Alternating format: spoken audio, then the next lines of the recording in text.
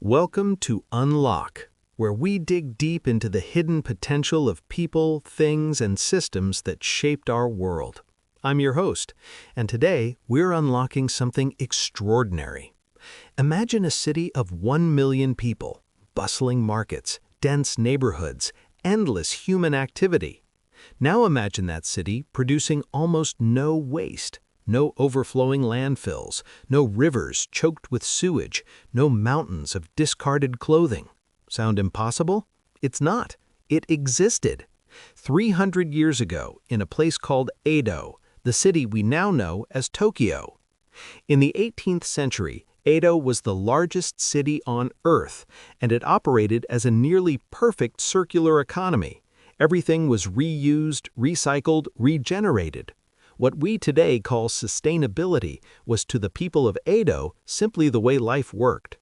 Today, we're unlocking the secrets of history's greatest zero-waste society. Let's dive in. Let's set the scene. It's the 1720s. Edo's population has exploded to over 1 million people, making it the world's largest city. For comparison, London had around 600,000. Paris barely reached 500,000. Edo was a megacity before the term existed. But here's the astonishing part. Despite its size, Edo produced virtually no waste. How is that even possible? The answer lies in constraint and creativity.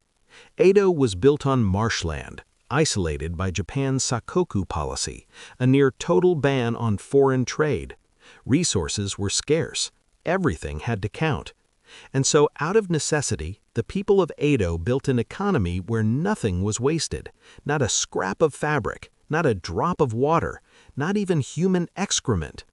This wasn't just frugality, it was a fully realized circular economy, one so sophisticated that modern environmental scientists still study it as a model for sustainable living.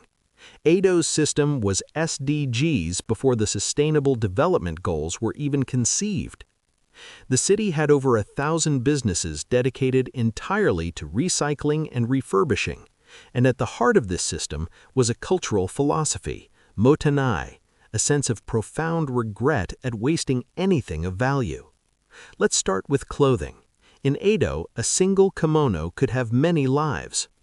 Picture a beautiful silk kimono, dyed in rich indigo, worn by a wealthy merchant's family. After years of use, the colors fade, or the style falls out of fashion. But the story doesn't end there. The kimono is sold to a furugiya, a second-hand clothing shop, where it's purchased by a middle-class family. Eventually, it reaches working-class households. But even when the fabric is too worn to wear, it's not discarded. The kimono is carefully disassembled, and the usable sections are transformed into smaller items, children's clothing, furoshiki wrapping cloths, bags, sashes. When those items wear out, the cloth has become cleaning rags. And when the cloth is finally too tattered for even that, it's burned. But even then, the journey isn't over.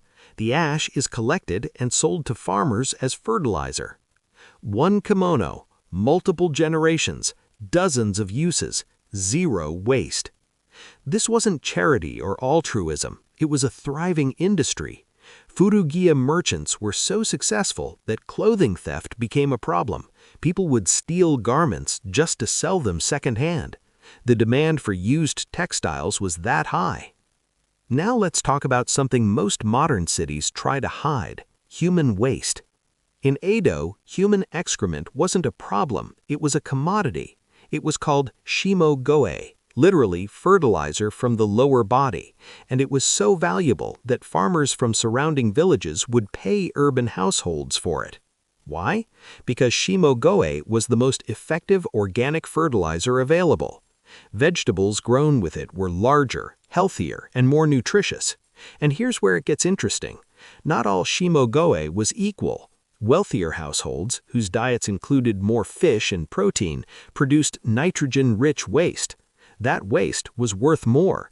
There were actually disputes over who had the rights to collect waste from affluent neighborhoods. Every morning, workers would collect the shimogoe and transport it to farms around Edo. The vegetables grown with this fertilizer would then be sold back into the city. creating a perfect closed loop. Food became waste. Waste became fertilizer. Fertilizer grew food. The cycle was seamless. Compare this to modern cities. London's Thames River in the 1800s was an open sewer, causing cholera outbreaks that killed tens of thousands.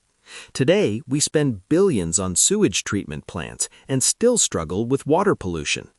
Edo solved this problem 300 years ago, not with technology, but with systems thinking. So what made all of this possible? It wasn't just clever logistics, it was culture. At the heart of Edo's circular economy was motenai, a word that's difficult to translate, but roughly means what a waste or too good to waste. It's a feeling of regret when something valuable is discarded prematurely. To waste was not just impractical, it was spiritually wrong. This concept was rooted in Buddhist and Shinto beliefs that all things, even inanimate objects, possessed a kind of spirit or essence. A kimono, a bowl, a tool, each had value that transcended its function. To discard something carelessly was to disrespect its essence. Children grew up learning to repair, reuse, and respect resources. There were specialists for everything: umbrella repairers, sandal fixers, even people who collected candle wax drippings to remelt into new candles. And the economy reinforced this. In a resource-scarce society, waste wasn't just immoral, it was economically irrational. Reusing was profitable, recycling created jobs, sustainability was good business. Today, we face a global waste crisis. Plastics choking our oceans, landfills the size of cities, fast fashion filling dumps with discarded clothes. We talk endlessly about circular economies, zero-waste living, and sustainability. But Edo shows us that these aren't new ideas. They're ancient wisdom we abandoned in pursuit of convenience. The people of Edo unlocked something profound, a society where constraints sparked creativity, where every object had multiple lives, and where the economy and the environment worked as one. As we build the future, perhaps we should look back at Edo, not as a relic, but as a blueprint. This has been Unlock. Until next time, keep digging deeper.